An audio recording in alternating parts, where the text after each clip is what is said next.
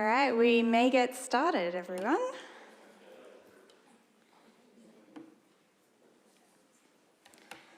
Okay, good evening, everyone. I'd like to start by stating that the town of Gawler acknowledges the Kaurna people as the traditional custodians of the land on which we work and live. We pay respect to the elders past and present and extend that respect to all First Nations people and their connections to country. Thank you very much for the opportunity to talk this evening about the Community and Neighbourhood Development Program. I'll give just a little bit of background before handing over to Lucy Ellis, who's our Community Programs Officer and one of the newer team members here. So the Community and Neighbourhood Development, or C&D program, is administered by the Department of Human Services on behalf of the Minister for Human Services. And the aim of the program is to engage organisations to deliver C&D services in each South Australian government region. Lucy will go more into the objectives and what they are, but essentially C&D services are aimed at responding to community need, building relationships, reducing isolation and increasing community participation. And the services are commonly delivered by community centres or neighbourhood houses, either council or non-council run. In 2022, the Department of Human Services opened a competitive statewide tender process to engage organisations to deliver C&D services. We didn't apply at the time. We thought other local community organisations would, but that wasn't the case. So following the tender process, DHS sort of identified a gap in C&D services in our region, which we fall under the Barossa Light and Lower North region. They also identified Gawler as a preferred site to deliver programs. So in September of 2023, they approached us to determine our interest in applying for funding. The funding was fairly attractive. It's just over $100,000 a year initially for us, because it was later after the tender process, a 2-year funding term. However, as long as we meet funding requirements, we can renew for 2 3-year extensions.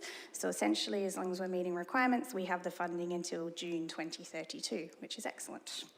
So we obviously spent a bit of time considering the request from DHS. We spoke with councils who already received the funding and how they use it. As you know, we already deliver a wide range of programs and services through our various facilities, which are well utilised, but staffing-wise, we're sort of at capacity of what we can do with the people and the funding we have. So we concluded that obviously the C&D funding provided a really unique opportunity for us to enhance our reach, enhance what we're doing, enhance the services and the partnerships without any additional resourcing provided by the town of Gawler, which is excellent. So we went to council, or CCS, in November 2023, seeking permission to apply. That went to the, obviously, following council meeting. We completed and submitted the application, and we had the agreement signed in September last year. We then started recruitment for Lucy, who started in December 2024, and she's here tonight to talk to you about the program and its achievements so far. Thank you. Thank you, Chair. Good evening, everyone, and thank you so much for inviting me along tonight to chat about the Community Needs Analysis and the Community and Neighbourhood Development Program funding. I suppose in my background, I've worked in the community development space for a number of years. So I have come from experience of managing community centres as well as volunteer programs. So I'm very passionate about this space, and I was really excited for this opportunity. So Chi has touched a little bit on the C&D funding and how it's structured. So in terms of my role, I'm a 0.7. So with the budgeting, basically the remaining funds we've got allocated for programming opportunities, capacity building, placemaking, program materials and program promotion. So I suppose the foundations of the community neighbourhood development funding are built on community development principles. So we're looking at place-based services for our centres and making them welcoming spaces. We're also looking to strengthen our informal networks and capacity build our community groups. We're of course looking to reduce social isolation through our community centres and programs, as well as looking to improve community health and wellbeing measures.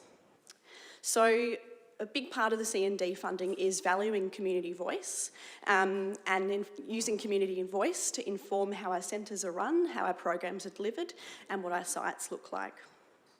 So this will, of course, result in improving our services, making them more inclusive. So I know Chi has touched on this already, but I suppose in the Barossa Light and Lower North region, we're currently the only organisation delivering funding in that space. That will look to change soon as tenders were open for those areas, but there'll be some opportunities there for collaboration, no doubt. So we've got quite a unique offering here in Town of Gawler. So we're looking, with our services, we've got 4 sites that we're actually running community neighbourhood development funding from. So those sites incorporate the Gawler Sport and Community Centre, the Gawler Elderly Centre, the Gawler Civic Centre, and the Evanston Gardens Library and Community Centre. So recognising the strength and synergies between community centres and libraries, we're spaces that work very closely together. We're trusted spaces in the community and we're a safe space, I suppose.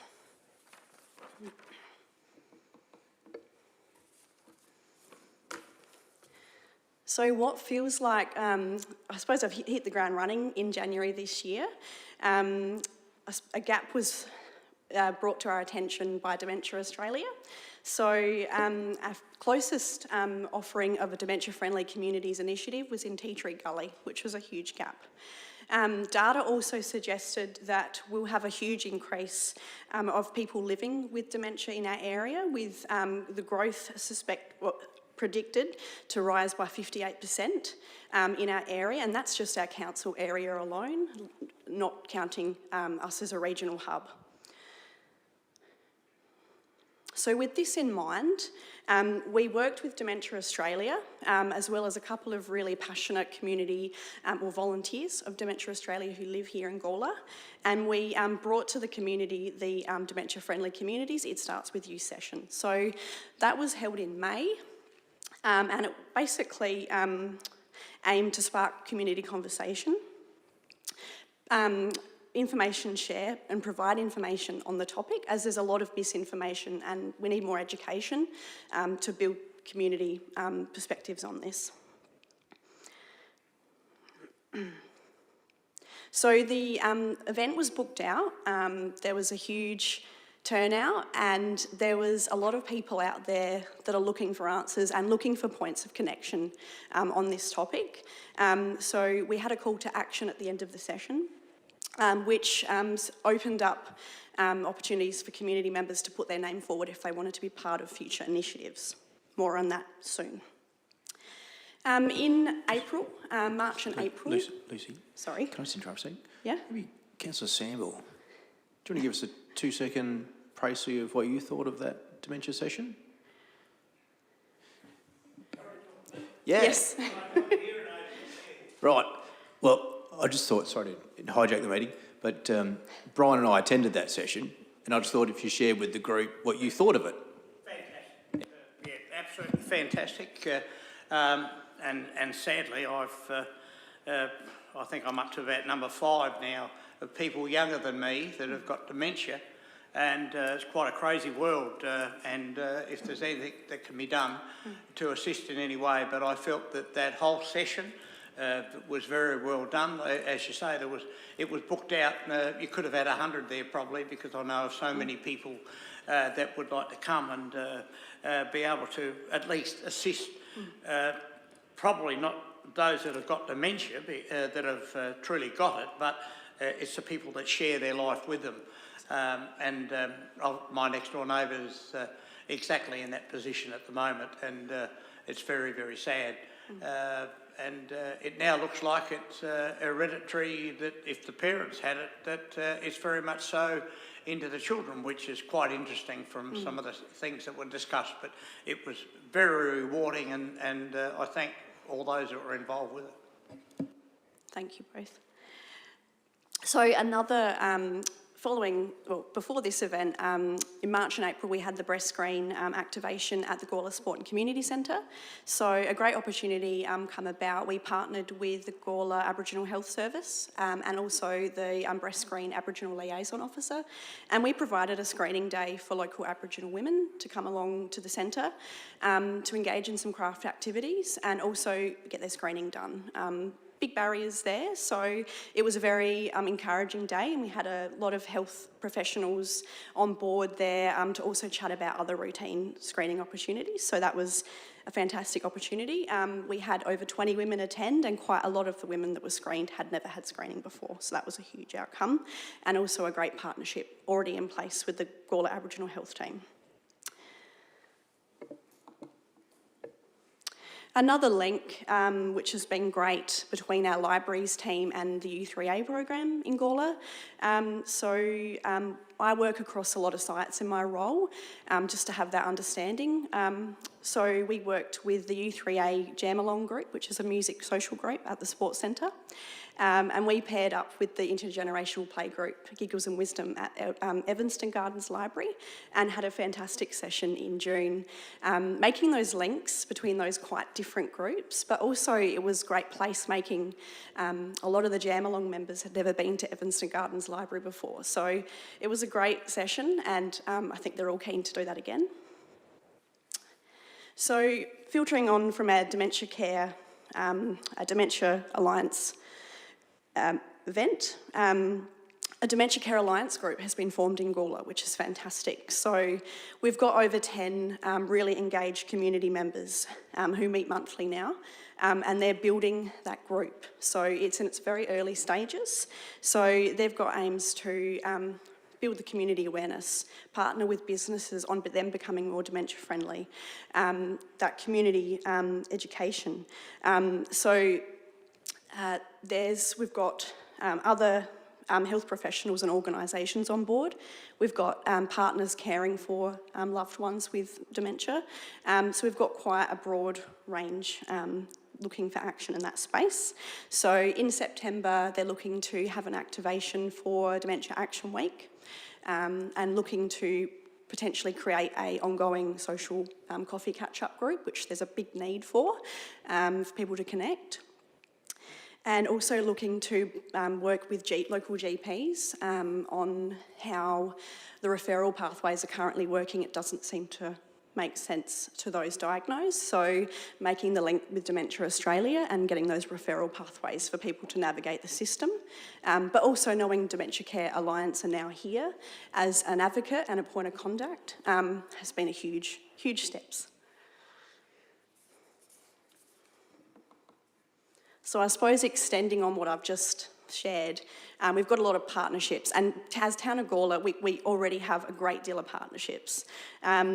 But I suppose Community Centres SA have been an organisation we've linked in with because of the funding. So we're a member now, and we can access our Community Needs Analysis Toolkit. We can access training and resources, and it's a great link to have as a peak body advocate in our sector. I won't list everyone here, but just working lots of great synergies with local partners to deliver better outcomes.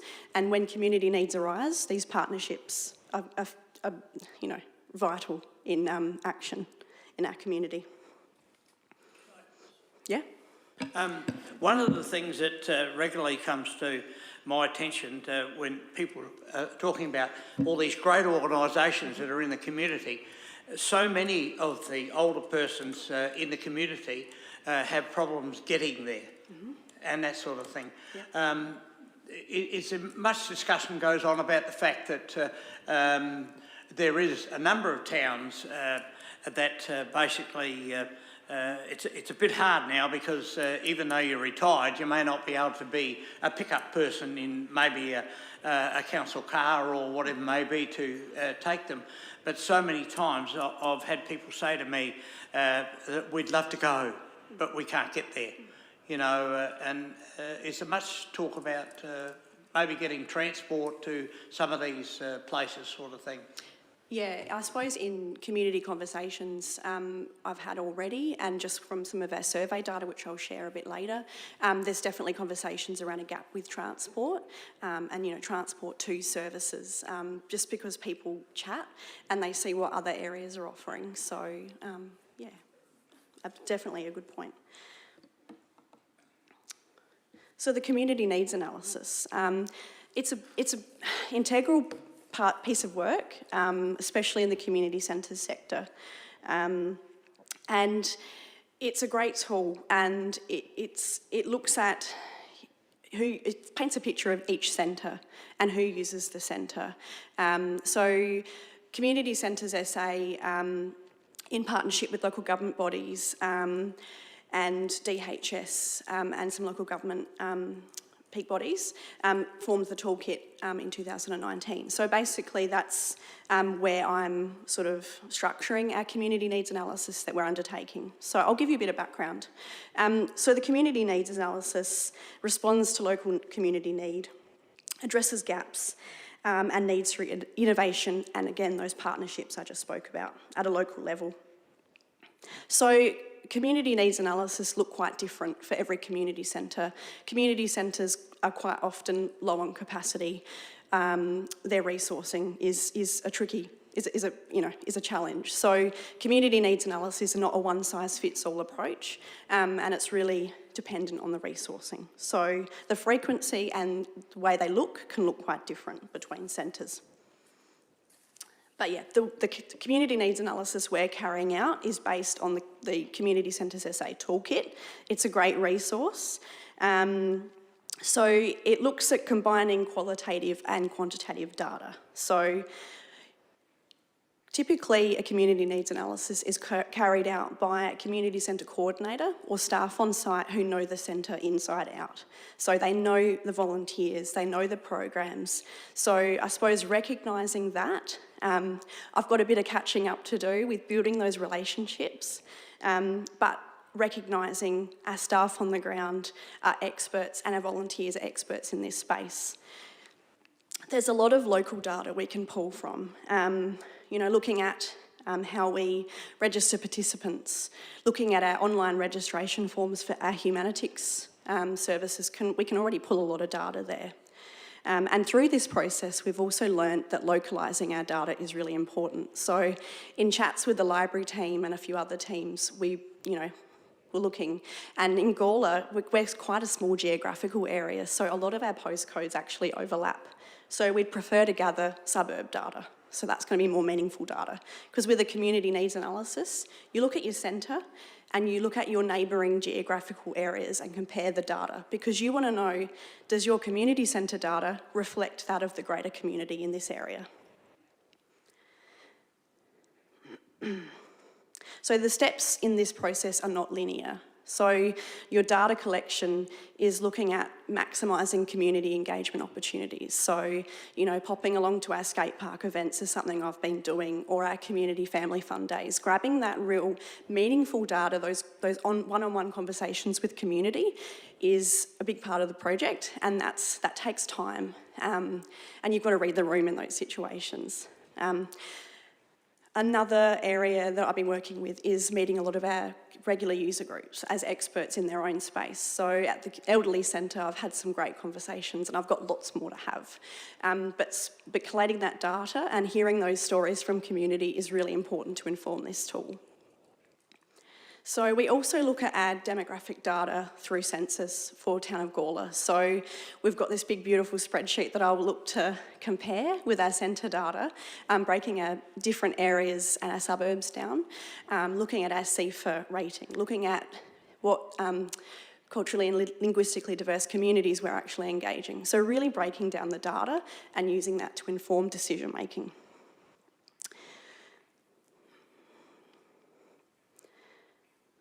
So we've also got to look, when looking at all of this data, at our underrepresented groups. And is there some targeted engagement we need to do? Because how are we going to reach them if we don't know how? So I suppose this is how that looks. And I'll be very interested to see what the next census data looks like, because I feel like there's lots of change from 2021. So that's that in a nutshell.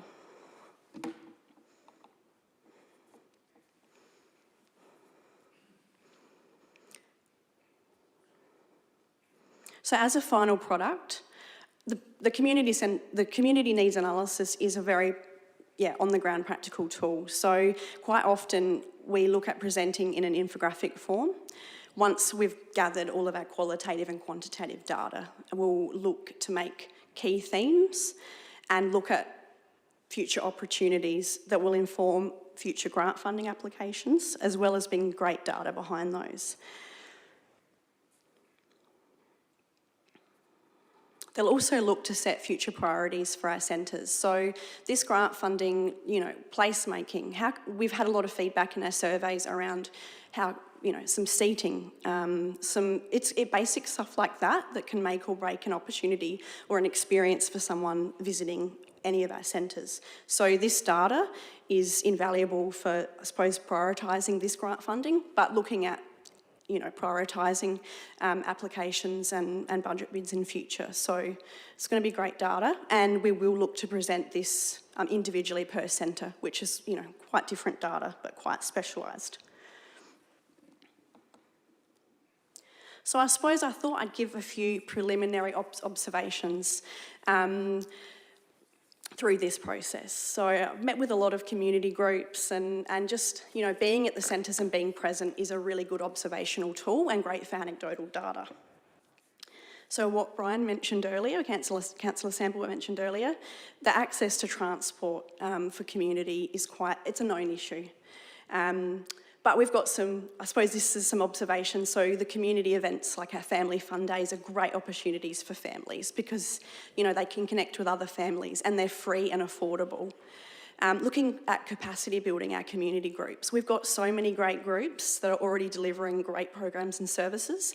Are there ways we can capacity build and support, like social media, marketing, workshops? There's lots of opportunities there.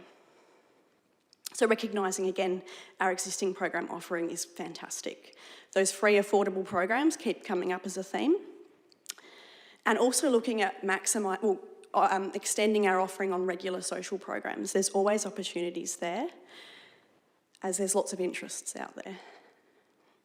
Another theme, which we'll chat more about with the Survey Week data, is accessing information and sharing information. So a lot of our population that are accessing our centres, the prevalent message there is word of mouth is still the greatest promoter. So how can we access those people? How can we reach those people that are not online? Because there's still a lot of people not in that space yet.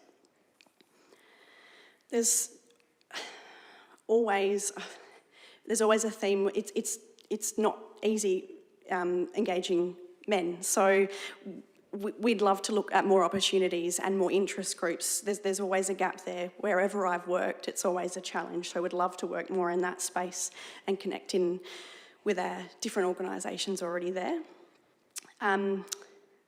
Weekend offerings, also a great way to reach those working families or anyone working 9 to 5. How can they access our community centres and libraries? That's not always possible.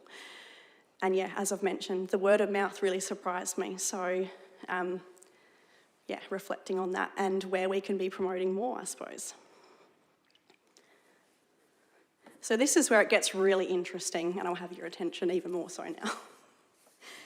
So a big part of the C&D funding is our Survey Week. So our Survey Week is a great tool because it will inform our community needs analysis, but it's our excuse to do that even more so. So our reporting requirement of the C&D funding is that we do 2 surveys in a year, and we host a Survey Week at each of our centres in a consecutive 7-day period in May and November. So the whole idea, it's not to promote it broadly, but it's to gather data on who's actually visiting your centre on those 7 days.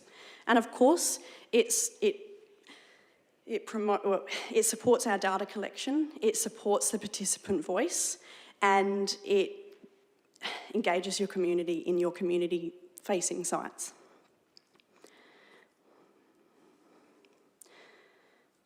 We also survey our Town of Gawler volunteers annually as well. The survey is quite different, but it still looks at capturing demographic data as well. So that's a really interesting piece of work as well. So yeah, I suppose in terms of our first survey week, so it was going a little bit into the unknown here. I mean, we were running it across 4 sites. One of our sites, the elderly centre, isn't staffed. So, you know, how do we get buy-in? Because where I've worked in the past, community centres typically have reception volunteers or like staff that are always there. So they've got someone to meet and greet them and say, hey, can you fill a survey out? So we had a really good response of 237 surveys in that 7-day period. And what still surprises me is hard copies still get the best results. So we had 219 hard copies filled out and only 18 filled out online. So we had a QR code on posters and sent it to our tertiary hub and business hub members, but the paper copies still get you across the line. So that's always interesting to see. Our top responders were the Sport and Community Centre, as well as the Gawler Civic Centre. And we also had a great response from the Elderly Centre. There was a lot of enthusiasm for feedback as well as at the Sports Centre. But we had a great strategy with the Home Assist team being on site at the Elderly Centre when groups were coming in to give them the why behind Survey Week to get those surveys filled out, which was a fantastic result. So yeah, a few trends. Our marketing, word of mouth, is still prevalent.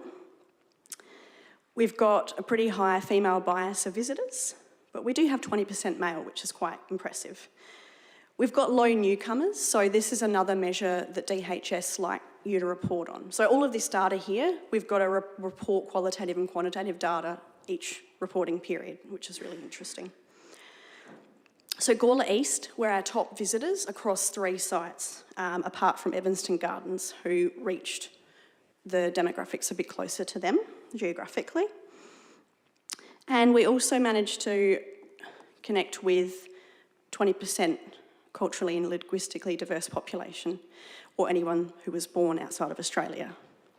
Some great measures that the survey looks at is people's perceptive feeling on things. So a great response on how people feel better connected to other people because of visiting the centre, as well as feeling better connected to services. Because a lot of the time when people come to a library or a centre, you know, they're new to the area, they've had a life change, they're seeking information. So quite often these spaces are assisting our community.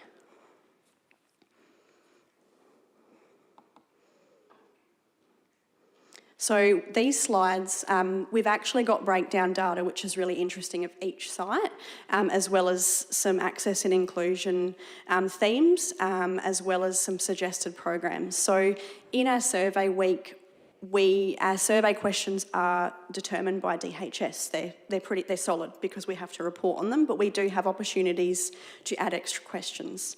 So in our survey, we asked which centre are they visiting, because we want to break the data down. We also asked what programs would they like to see more of, and we also asked on access, inclusion and more welcoming aspects to our centres. So we've got some great messaging there, but we'll send a copy out to all council members of these slides that also have the individual site breakdowns, which is really interesting to look at. And we'll have another one to do in November. So great to see this grow and build momentum as community are more aware of this.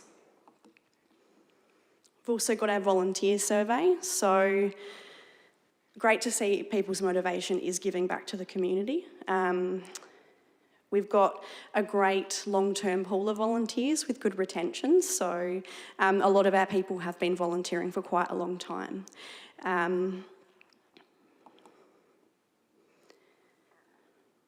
just a few other measures here. That sense of belonging is really important and a very strong result in the survey, as well as that sense of purpose, which gets even more important as you're no longer working or you're looking at a career change or a life change. So volunteering is a big part of this funding as well, and very important for our community centres.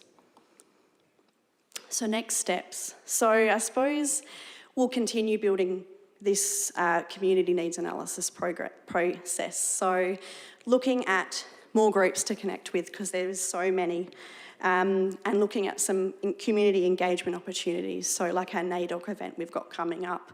There's opportunities where if you guys have any ideas or any programs you've got coming up, would love to know, because I'd love to be there and have some pop-ups and have some chats with community.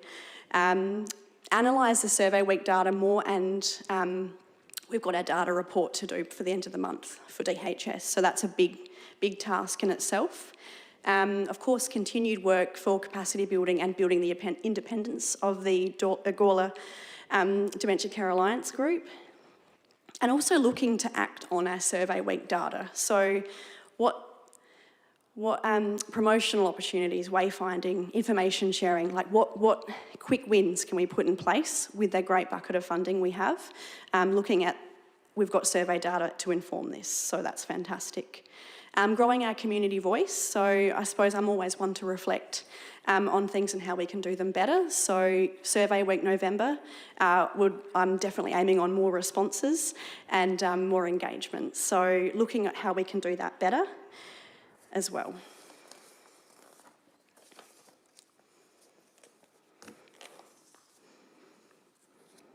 And of course, looking to maintain and keep this great funding going. So working in quite closely with DHS and our other partners, Lutheran Care as well. So the Community Connection program is another big partner of the DHS program too. So yeah, any questions? I feel like I've definitely spoken enough. Thank you for your presentation there. I guess my main question would just be about volunteer population. It is great to see we've got a really strong base, but a lot of the messaging I'm getting through community groups, sporting groups, you know, all those, is just about the same people doing the same amount, and just that evolution of, you know, bringing the new volunteers in and up. And I've always sort of thought how good it would be if council was able to play a part in just making sure that you almost had a toolkit for volunteers, and it's the basic, you know, DCSI clearances for working with aged care and working with kids, and it's able to help people that might be intimidated by a process that's not actually intimidating, if that makes sense. Also, maybe you know, responsible service of alcohol, bringing that into an optional course that you can chuck in, so you can volunteer behind the bar at the local sporting club. Just a couple of those things that actually arm some people with some modern day needs to be able to contribute in an easy sort of way, and then provide that pathway and connectivity, because it is great that we have a great volunteer base, and I think you'll find some of our volunteer base are actually also our best advocates in our word of mouth out there as well, because they're really passionate about the space, so they're out there spruiking what great work is done. But again, we get to a point where people get to that part of life and unfortunately they can't contribute to that level anymore, who replaces. So yeah, just that evolution of volunteer would be an interesting piece. How do we promote those young families, those busy families to contribute that way? Absolutely, and looking at, you know, the occasional volunteer opportunity movement, you know, not the regular, you know, commitment once a week. How can we innovate and look at our program to be a bit more appealing for those occasional volunteer opportunities? So great points, and lots of community capacity building ideas there. Yeah, thanks very much for the presentation.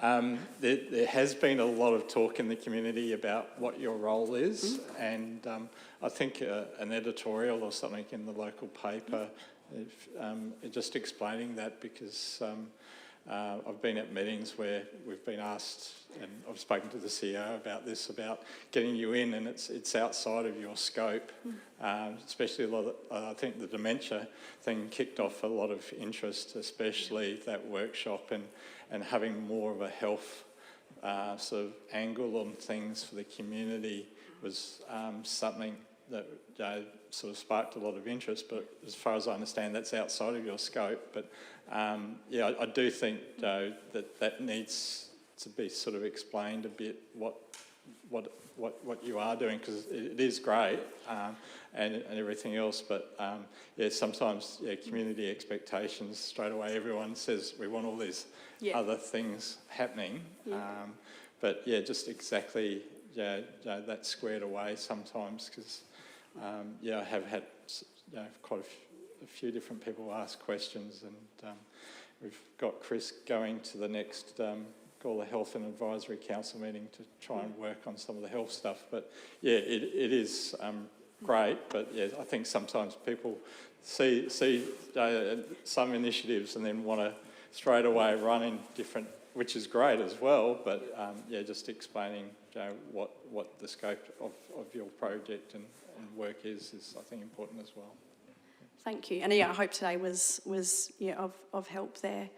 I think, and driving home that community centre and that place-making approach with the funding that we're reporting to is the real importance there. So thank you.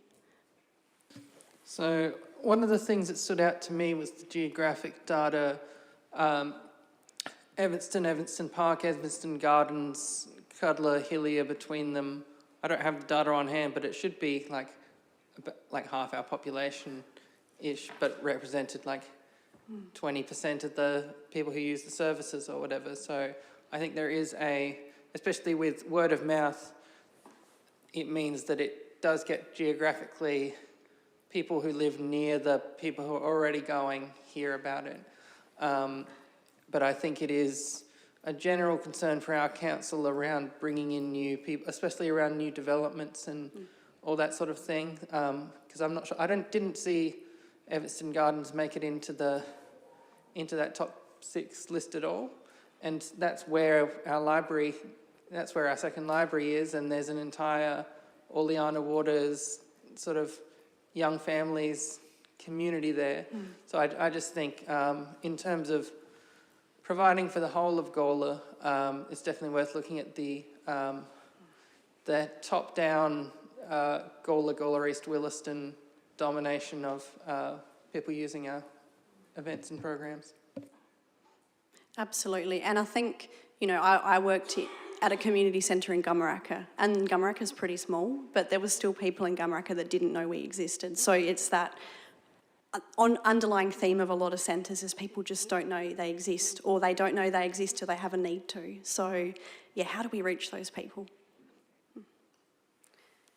Lisa, I was looking up there because we have the king of Facebook up there on the end of the table. You didn't mention Facebook at all because I just can't believe I'm 82 years of age and I wouldn't even know how to go into Facebook, but my wife tells me everything I should know because our grandson, 14-year-old, does nothing else but look at his Facebook.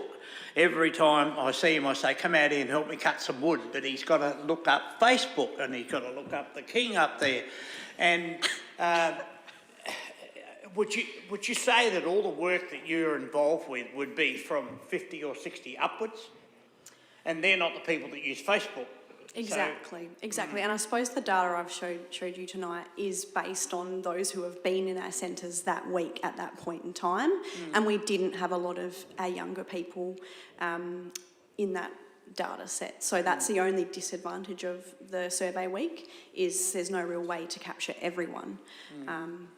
So we'd love that to grow. Well, I think that, mentioned before, what Chris mentioned about the dementia event. Since then, I've spoken to so many people about it, and they said we didn't know anything about it, sort of thing, and so forth. And I think, like hard copies of what you've shown us tonight has given me a lot more thought of what maybe us as elected members could be encouraging a lot more people to take time in, especially the Elderly Centre Committee that Chris and I attended the other day, when so many of the people that attend that centre, as it says, it's the elderly centre and they're all elderly, and that communication needs to be carried on very clearly because it's a great lot of work. And I can understand what David's saying, that a lot of it's all around health, but we're all getting old and we're all getting unhealthy. So it's one of them things where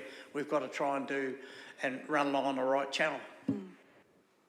Thank you. And yeah, there's, I suppose, with our survey data, there's a lot of exciting projects that will hopefully help profile the elderly centre. And, you know, I spoke with some service providers recently and they didn't know it existed. And they also assumed that their clients weren't eligible because of the name. So there's some great opportunities there. And a lot of the groups who I've chatted to there are actually keen to engage younger people. So lots of opportunities, and hopefully my capacity can help with our centres. It's almost a body of work in itself, really, isn't it, though, about the marketing side of really trying to get our message out there on what services are available within the town. And there are council services, and there are council assisted services, and there are great community-led initiative services, and that's a body of work in itself. With the survey week, it was May and November. May and November, yep. Is there an appetite to turn around and say, yep, this is what we captured this year in those sorts of snapshots of time? If we target a youth week-esque, school holidays week, to see if we can, capture that group of data, is that conversations worth having? Yeah. Absolutely. So, yeah, and it will depend on what's on in those months, but when we were planning Survey Week, I consulted all programming staff and said, we had a survey, ironically, and I just said, what's your busiest week in this month? Because we want to capture as many people as we can, and that's what we'll do in November again. So, it's a shame it's such a short period, and I know a lot of people have survey fatigue, especially our younger people. But yeah, if we can maximise that opportunity and maybe look at some promotion. I know it's meant to be who's visiting your centre, but if we can get the word out there and get more data, then it's invaluable. So, fantastic.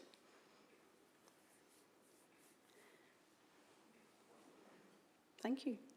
Thanks, everyone.